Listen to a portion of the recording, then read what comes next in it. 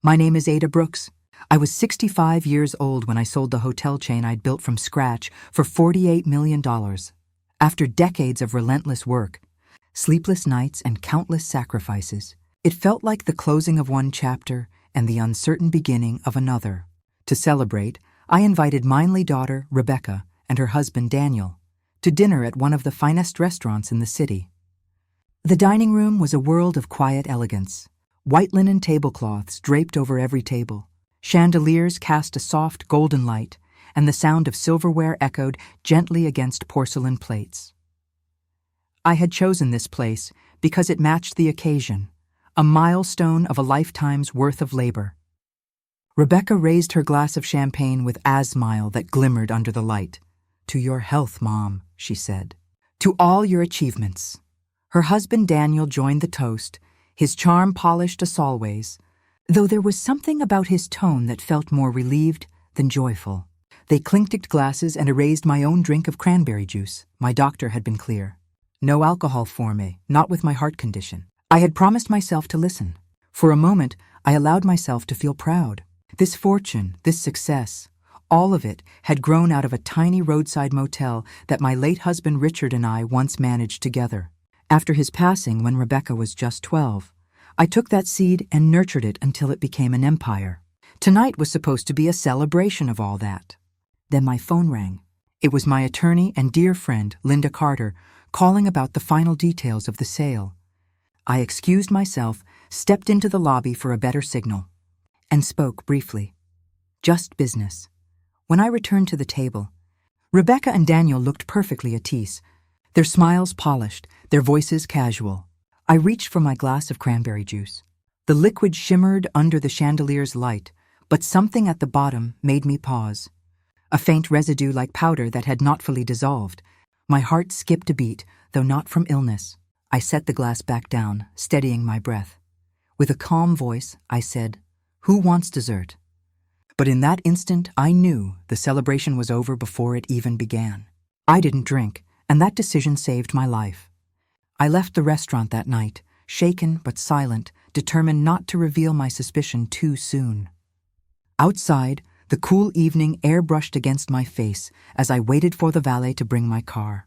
That was when I heard footsteps behind me, hesitant and quick. I turned and saw Joshua Miller, the waiter who had served us throughout the evening. His expression was grave, his eyes darting nervously toward the restaurant entrance. "Mrs. Brooks," he said quietly, almost whispering, "I'm sorry to bother you, but there's something you need to know." I frowned, my pulse quickening. "What is it, Joshua?" He swallowed hard, his hands trembling slightly as he held something in a sealed plastic bag. Inside, I recognized it immediately, my glass of cranberry juice. "I thought it was strange," he continued, lowering his voice further. "When you stepped out to answer your phone, I was serving the next table. I saw your daughter take a small vial from her purse and pour something into your glass." Her husband kept glancing around to make sure no one noticed. I couldn't just ignore it. The world seemed to tilt beneath my feet. Though I had already suspected foul play, hearing it confirmed sent a chill through me unlike anything I had ever experienced. "My own daughter, my Rebecca, you're certain of what you saw?" I asked, my voice unsteady. Joshua's gaze was steady, his tone firm. "I've worked in this restaurant for more than a decade. I've never interfered in a customer's private life, but this I couldn't stay quiet. I already sealed the glass in case you want to have it tested. Whatever it was, it didn't belong in your drink." I reached out, taking the bag with trembling hands. "Thank you, Joshua. You may have just saved my life." He nodded, his eyes still full of concern. "Be careful, Mrs. Brooks. People who do things like this, they're dangerous." As he returned to the restaurant, I sat behind the wheel of my car, clutching the evidence. My mind raced with memories of Rebecca as a child, her laughter on the beach, the way she clung to me after her father died. How had we arrived here? How had love twisted into something so cold? I knew one thing for certain. Silence was no longer an option. This was not just suspicion anymore. It was attempted murder. The following morning, I drove across town with the sealed glass tucked safely inside my purse. The streets felt different, harsher, as though the world itself had shifted overnight. I wasn't simply a mother anymore. I was a woman who had stared into the eyes of betrayal and lived to tell the tale. I arrived at a discreet laboratory, the kind of place where no questions were asked if the money was right. I placed the glass on the counter along with a thick envelope of $100 bills. The young technician behind the desk adjusted his glasses and looked at me curiously. "What do you need, ma'am?" "I want a full toxicology report," I said firmly. "And I need it today. No delays, no questions." He hesitated for a moment, then nodded, sliding the bag toward himself. Understood. Leaving the lab, I sat in a small cafe down the street, nursing a cup of black coffee. My phone buzzed. It was Rebecca. Her voice was unusually sweet. "Mom, are you feeling all right? You didn't look so good last night." I forced a light laugh, though my chest tightened at her tone. "I'm fine. Just tired. I'll rest today." "Oh, good," she replied quickly. "I thought you might be sick or worse." The pause that followed chilled me. "And Mom, about that foundation you mentioned, do you really think now is the right time?" "Maybe you should hold off for a while. Focus on yourself." So that was it. The money. It was always about the money. "Everything is already in motion," I said evenly. "In fact, I'm finalizing documents with Linda this week. $30 million will go directly into the foundation." The silence on the other end was thick, followed by Rebecca's strained breathing. "$30 million? Mom, that's almost everything. I need to go," I interrupted. "We'll talk later." When I ended the call, my hands were trembling. In that moment, I understood exactly how much my life was worth to my daughter. $48 million. No more, no less. Hours later, the lab called. Their salts were ready. I drove back, collected the sealed envelope, and opened it in the privacy of my car. Their report was brutally clear propanol in a dose more than 10 times the therapeutic level. A dose capable of triggering fatal heart failure in someone with my condition. Rebecca hadn't made a careless mistake. She had crafted the perfect plan. And now I had proof. By the time I reached Linda Carter's office downtown, I felt as if I had aged 10 years in one day. She was waiting for me at her desk, sharp-eyed as always, her black-rimmed glasses perched firmly on her nose. Without a word, I handed her the toxicology report. She read it quickly, her face calm, but her lips tightening ever so slightly. "Propanol," she said at last. "Subtle, hard to detect in a routine autopsy. Whoever planned this knew exactly what they were doing." Rebecca studied nursing for 2 semesters before dropping out, I explained bitterly. "She must have learned just enough to be dangerous." Linda leaned back in her chair, steepling her fingers. "We can take this to the police right now. Attempted murder isn't something to ignore. Is hook my head and watch my daughter's name dragged through the courts. Watch the newspapers paint me as the mother whose only child tried to kill her for money. No, that isn't the legacy I want. Then what do you want, Ada?" I drew in a long, steady breath. "I want them to feel the weight of what they tried to do, not through prison bars, but through something deeper. Consequences they can't escape." Linda studied me for a moment, then opened a drawer and slid a thick folder across the desk. "I anticipated this," she said. "I asked for a full financial investigation. The report came in this morning. I flipped through the pages and the pieces fell into place. Rebecca and Daniel were drowning in debt. Overdrawn credit cards, unpaid loans, luxury car payments, months behind. A condo on the brink of foreclosure. Designer clothes, exotic trips, 5-star dinners, all bought on money they didn't have. It was a portrait of a life built on sand collapsing under its own weight. "They're bankrupt," I whispered, mid-throat tightening, desperate for cash. "Exactly," Linda replied. "And when you mentioned putting most of your fortune into a foundation, they must have realized their lifeline was slipping away." I closed the folder and pressed my hands together. What hurts the most isn't the poison. It's that they didn't need to do this. If Rebecca had come to me, told me they were in trouble, I would have helped. I always helped. Linda's expression softened, her voice gentle. "Some people are blinded by greed. Ada, they can't see beyond their own desires." I sat in silence, staring at the report, the lines of debt and overdue balances blurring before my eyes. My daughter, my flesh and blood, had chosen murder over honesty. That was her solution. And that was the moment I knew the time for denial was over. It was time to act. The following morning, Linda and I set the trap. She called Rebecca and Daniel, inviting them to a discussion about adjustments to the foundation plans. They agreed without hesitation. Of course they would. Money was the only language they truly understood. When I arrived at Linda's office, she met me in the lobby. "They're already in the conference room," she said quietly. "They look eager." "They should be," I replied, adjusting the strap of my purse. Inside was the toxicology report, the damning evidence of their betrayal. Rebecca greeted me with open arms the moment I stepped inside. "Mom," she exclaimed, trying to embrace me. It shifted slightly, letting her gesture fall short. A flicker of confusion crossed her face, but she quickly disguised it, pulling out a chair for mine instead. Daniel, in his tailored navy suit, flashed a smile so perfect it seemed rehearsed. "You look wonderful, Eleanor," he said smoothly. "We were worried about you." I sat down, keeping my expression calm. It's amazing what a good night's sleep can do. Linda opened a folder on the table, her tone professional. "As you know, Eleanor originally intended to allocate $30 million to the Richard Brooks Foundation. However, she's reconsidering. That's why I asked you both here." Rebecca's eyes lit up, her lips parting with hope. "Really, Mom? That's wonderful. I was worried you were rushing into something too big." I raised my hand to stop her. "Actually," I said softly, "I realize there are things more important than I imagined. Things that only become clear when you're standing at the edge of death." The room fell silent. Daniel shifted in his chair. Rebecca forced a nervous laugh. "Mom, you look fine." "What do you mean?" Without answering, I reached into my purse and slid the toxicology report across the table. The folder landed with a soft thud. "Do you know what this is?" I asked. Rebecca stared at it but didn't touch it. Daniel's face palled. "It's a lab analysis of my cranberry juice," I continued, my voice calm, almost clinical. "It shows a lethal dose of propanol, enough to stop the heart of someone with my condition, enough to make my death look natural." The color drained from Rebecca's cheeks. Daniel's forehead began to glisten with sweat. "Mom, this isn't real," Rebecca stammered. "You can't believe the waiter saw you." I cut in. "Joshua Miller. He saw you take a vial from your purse and pour it into my glass while Daniel kept watch.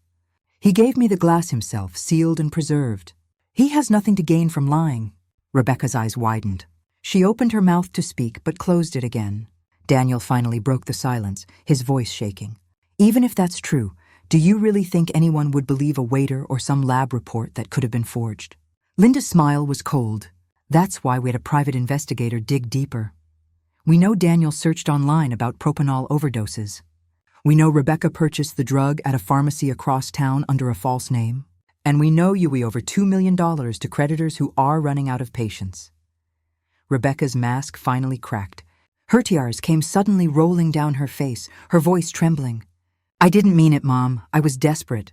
We didn't know what else to do. You were giving it all away. What about us? What about me?" I leaned forward, my voice heavy with the weight of yours. "You had a choice.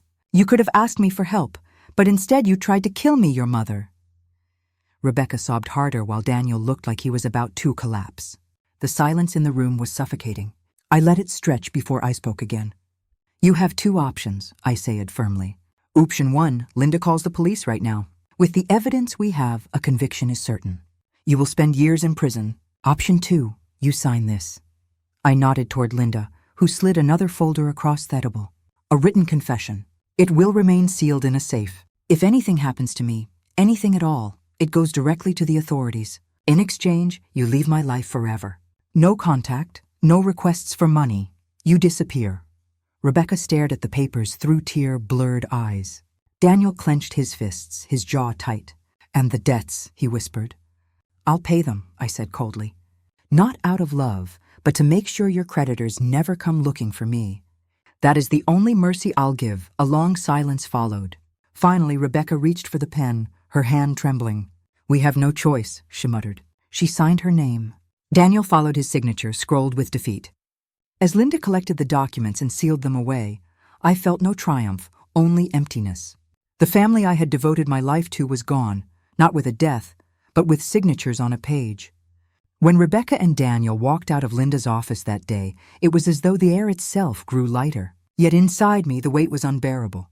I had spent decades building a life for my daughter, and now that bond was severed beyond repair. The silence they left behind echoed louder than any courtroom sentence ever could. For days afterward, I moved through my house like a ghost. Every corner reminded me of Rebecca. Her childhood photos, the seashells she collected on a beach trip when she was 10, the drawings she once taped to their refrigerator. I had believed that every sacrifice, every sleepless night spent working, every choice I made was for her. And still she chose greed over love. But despair is a dangerous place to live. One evening, as I sat at my kitchen table staring at the toxicology report for the 100th time, I thought of my late husband, Richard. He had always believed that our success should serve a greater purpose. He used to say, "Eleanor, wealth means nothing if it doesn't change lives." The next morning I called Linda. "I want to go forward with the foundation."